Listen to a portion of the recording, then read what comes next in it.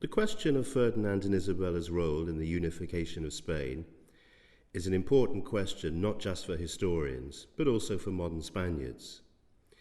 The unity of Spain today is under question because of calls for greater devolution in areas such as Catalonia and the Canary Islands, and in the north, in the Basque Country, there are even separatist movements, some of which have resorted to terrorism.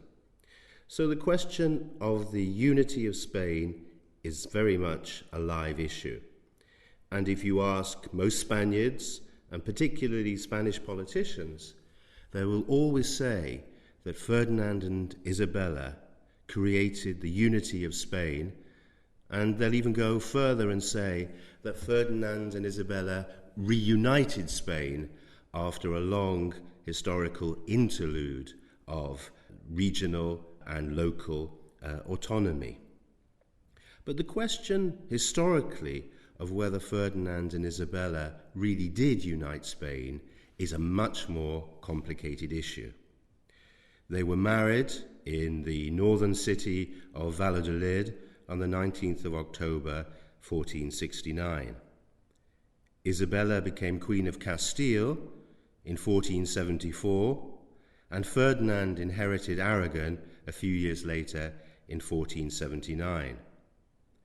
So they were rulers of two independent kingdoms. Castile was by far the larger in terms of population and landmass, and covered what we would think of today as central Spain, around Madrid, northern Spain, Galicia, and after the conquest of Granada in 1492, it went down right to the Mediterranean coast, and Granada was linked up with the older southern provinces of Andalusia. Aragon was a complicated political structure comprising three elements. There was the Kingdom of Aragon proper, with its capital in the ancient city of Saragossa, but there was also another kingdom, the Kingdom of Valencia, with its capital in the equally ancient city of the same name, Valencia. And there was also the County of Catalonia, or the County of Barcelona as it's sometimes called, and together these three separate political entities formed one larger Aragonese community. But there were also more subtle differences between Castile and Aragon. By this time, in the later 15th century, Castile was trading northwards with the Low Countries and Northern Europe generally, and soon would be establishing an empire across the Atlantic in the New World. Aragon had very different interests.